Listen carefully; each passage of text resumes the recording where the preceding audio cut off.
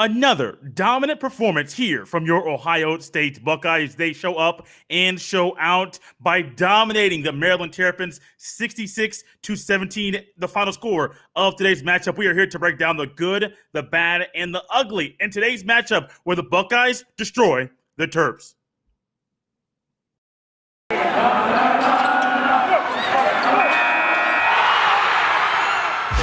You are Locked On Buckeyes, your daily podcast on the Ohio State Buckeyes. Part of the Locked On Podcast Network, your team every day.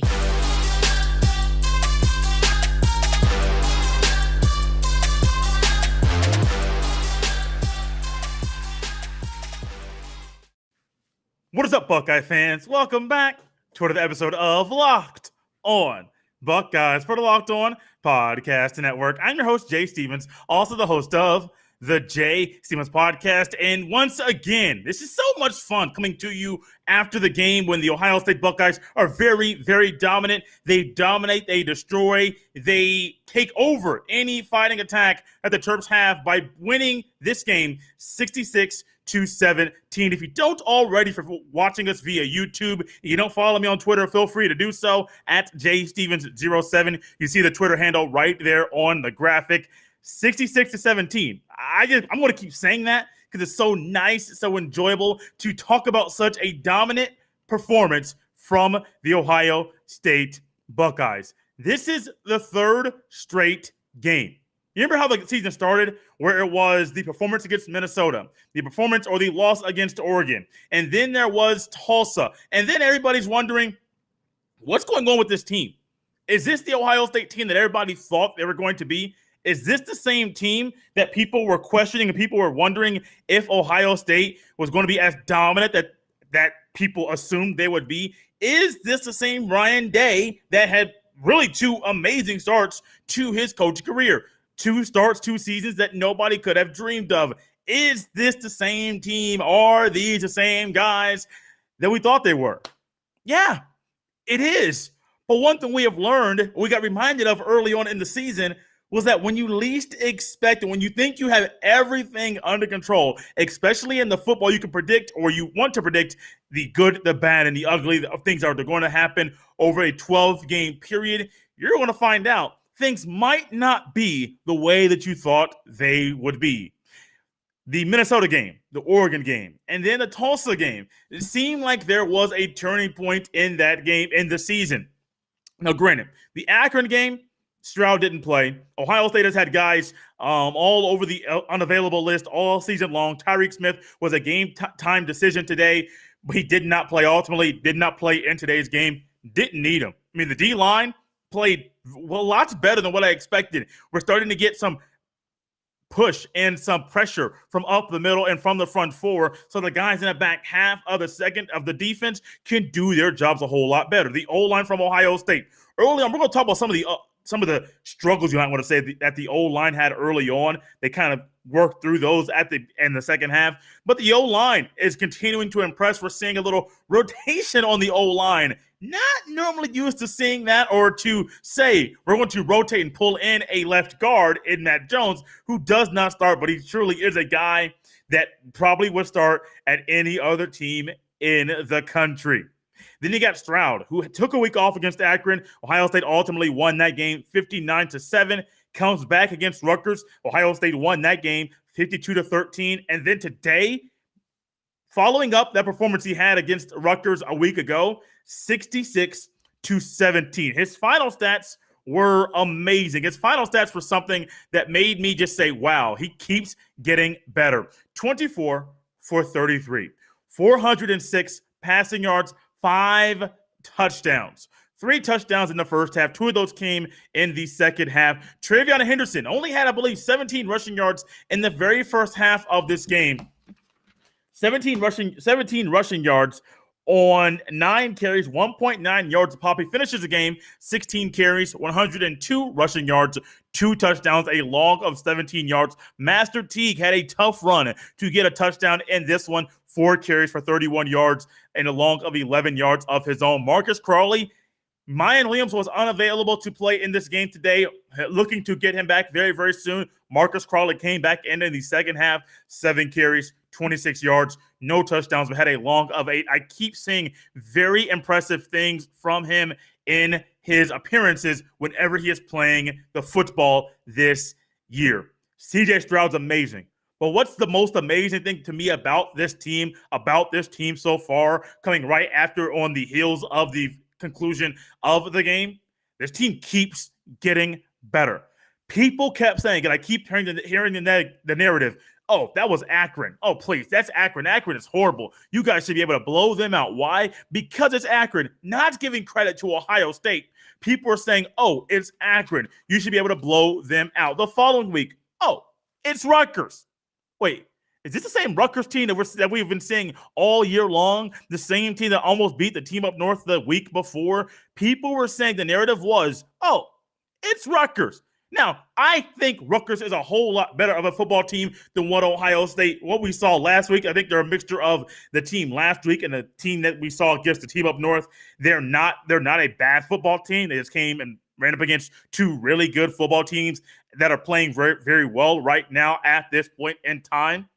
But then today, you can't say much about Maryland. Talea Tagovailoa, if he was on a different team, I firmly believe Talea would be a Heisman Trophy candidate. However, he ran up against 2 defenses that are playing very, very, very, very well right now. Ohio State's defense not up to what Iowa's defense is right now. However, the Ohio State defense is getting a whole lot better. We'll talk about that here in a second. And Talea, even though his numbers were okay, nothing amazing, okay, 28 for 39, 279 through the air, 279 through the air, 2 touchdowns, and 2 INTs. Well, those INTs came in the fourth quarter. One was an interception of Ryan Watts, was a horrible throw by Talea.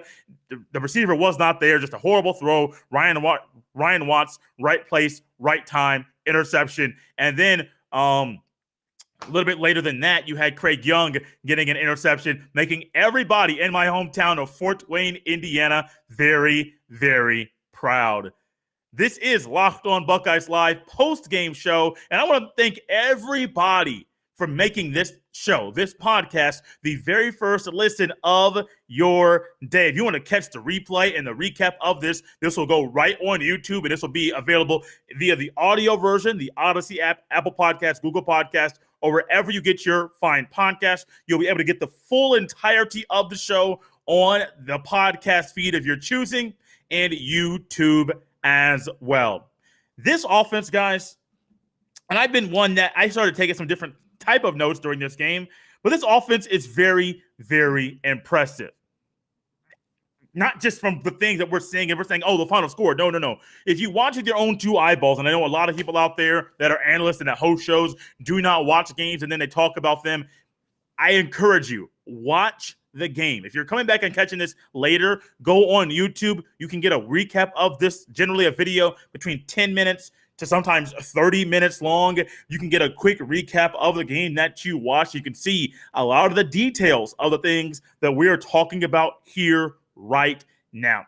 This offense right now, I firmly believe, tell me all you want about Ole Miss. Tell me all you want about Alabama's offense. Tell me all you want about all the other offenses in college football. I firmly believe this is one of, if not the best offenses in college football right now. And if you look at the first half stats, it's amazing because in the first half, CJ Stroud played phenomenal football. 17 of 23, 293 through the air, 3 touchdowns. That was with absolutely no rushing game. Master Teague, 3 carries for 25 yards, 8.3 yards a pop, and a touchdown. Trevion Henderson, 9 carries, 17 yards on the ground, 1.9 yards a pop, and then 1 touchdown. It was a very one-dimensional offense in the very first half, and I'm not going to lie to you. I was pretty concerned.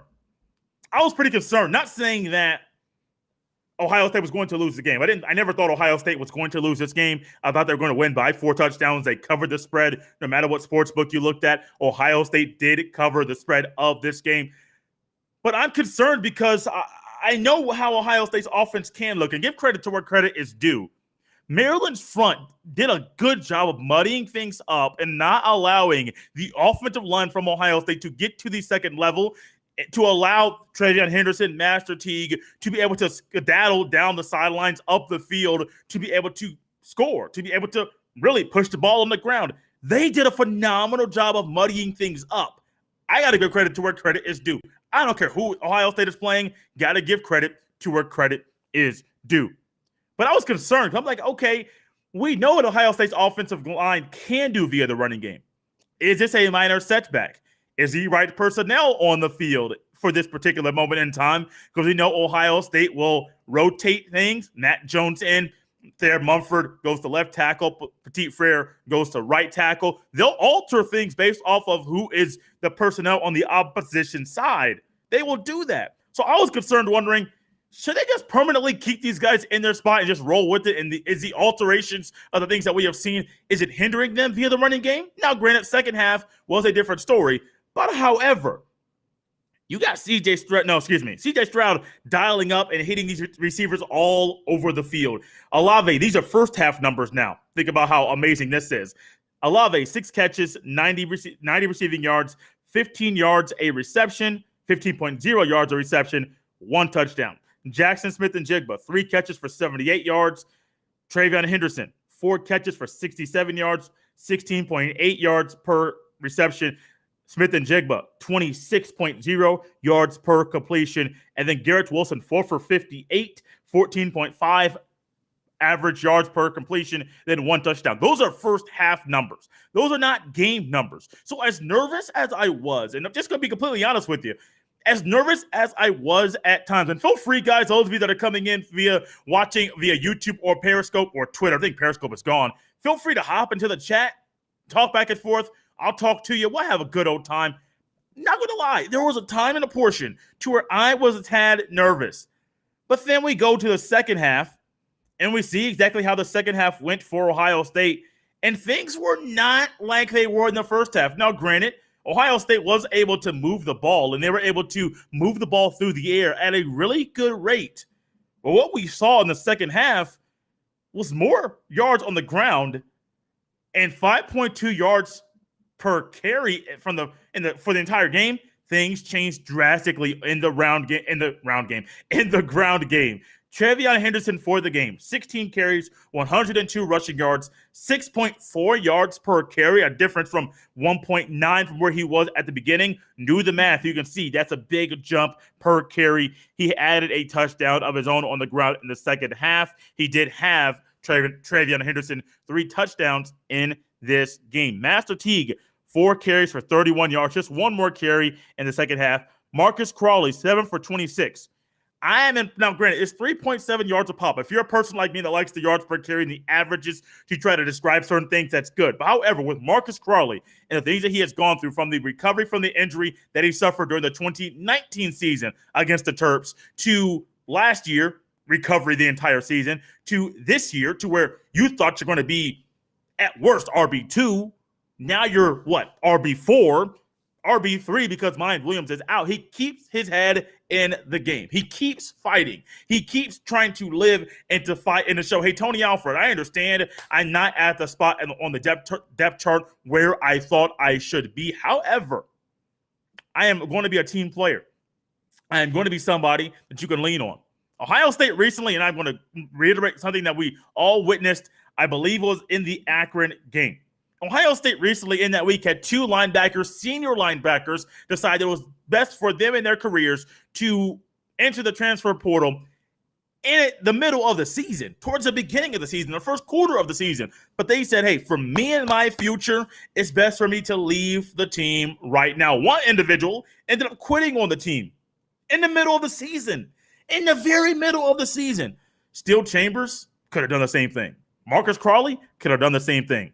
Demario McCall could have done the same thing. Marcus Williamson, who got the start today, could have done the same exact thing. They didn't.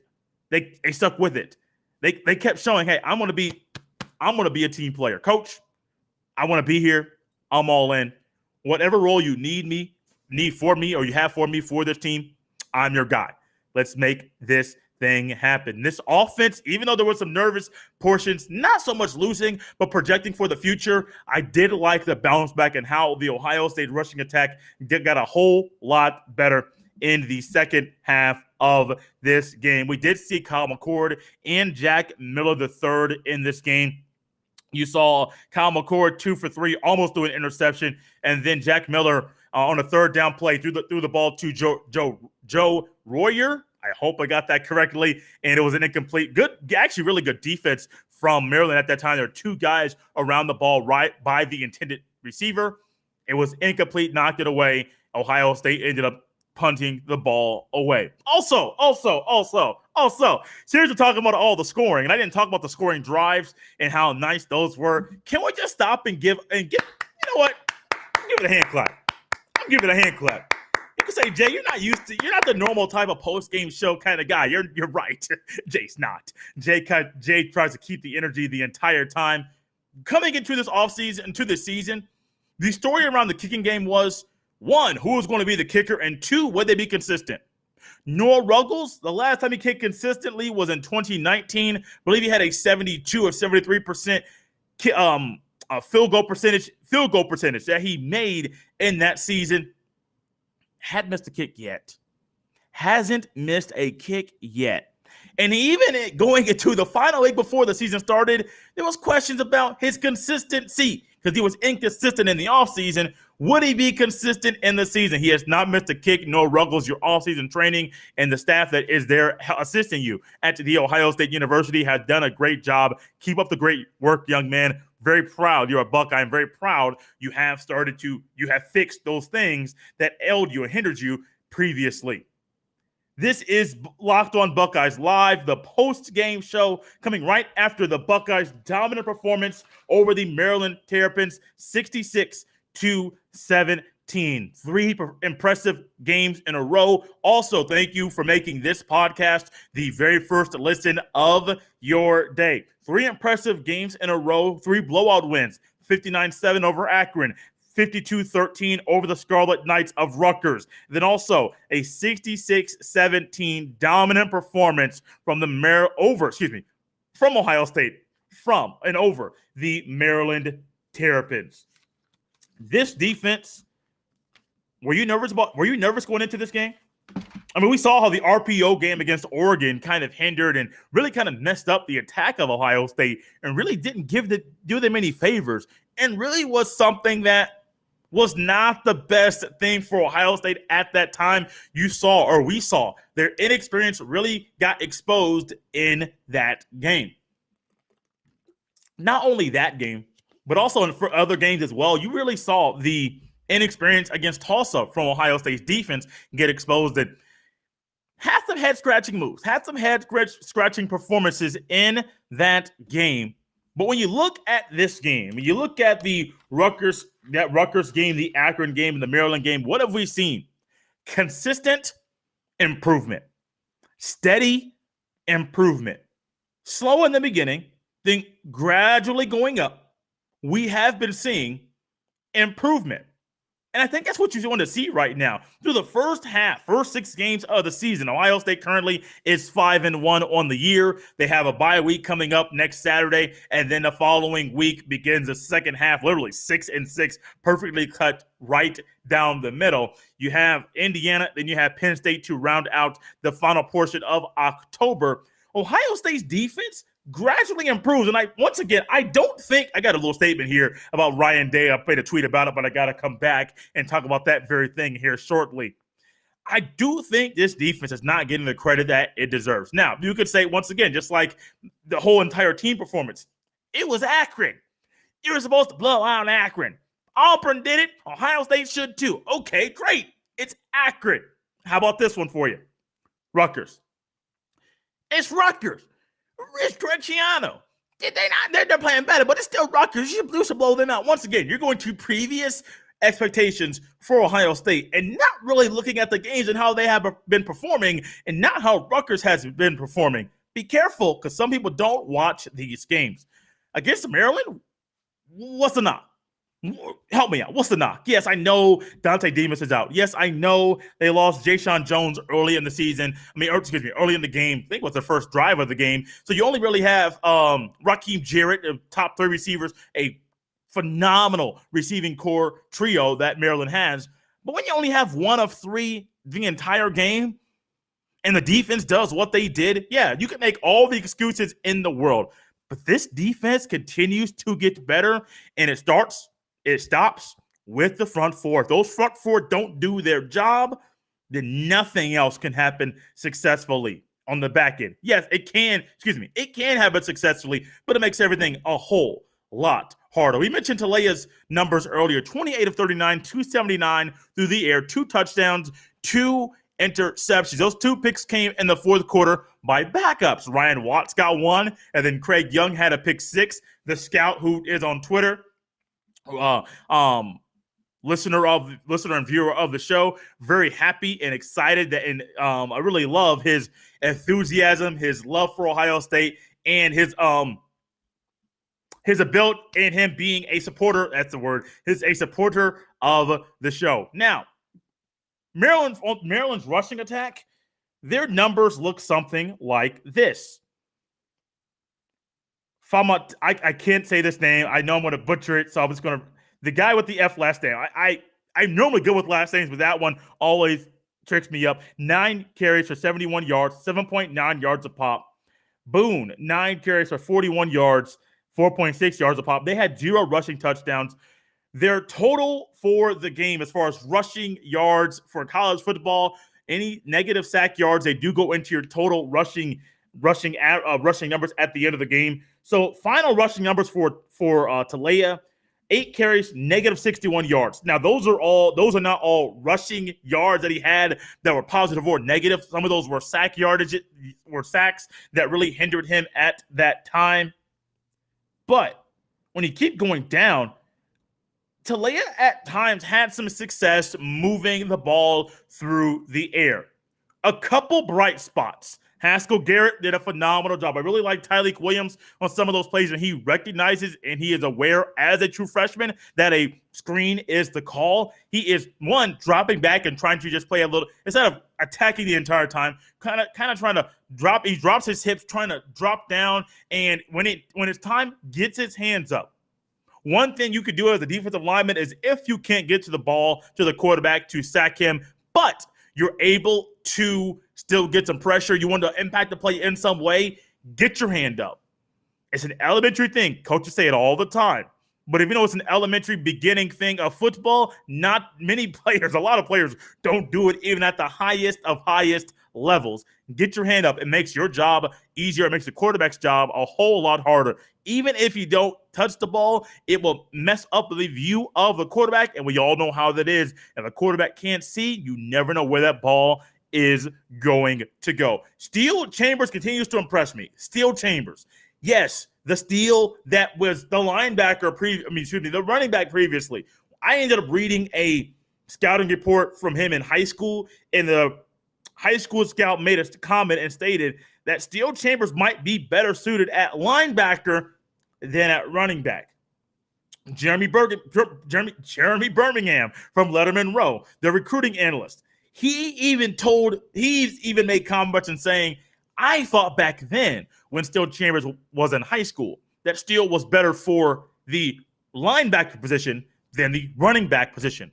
We have seen that slowly, and one of the best things about him is that while he's made this transition from running back to linebacker, yes, it has been gradual. When you haven't played a position for a couple of years, you think it would be a little rusty. He was rusty earlier, but he continues to have his nose right there around the ball. I love it. Seven Banks has some missed tackles, but he's getting his feet under him once again. With the injuries and him recovering from injuries, there's going to be some rough patches while he's playing the game, but Seven Banks is getting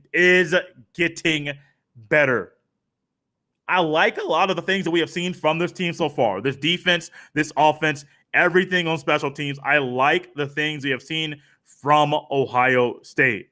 Also, I do believe we're going to continue to see exactly what we have seen in this game, the previous 3 games. I do think we're going to continue to see that success going forward. A few more stats from the defense, and then we'll close up shop. Ronnie Hickman, the Rocket, he had 7 tackles, leading the team in tackles. Once again, Cody Simon had 7 tackles of his own. Still Chambers had 6. Didn't start the game, might I add, but he still had 6 tackles. Tommy Eichenberg had 5. Court Williams had 4.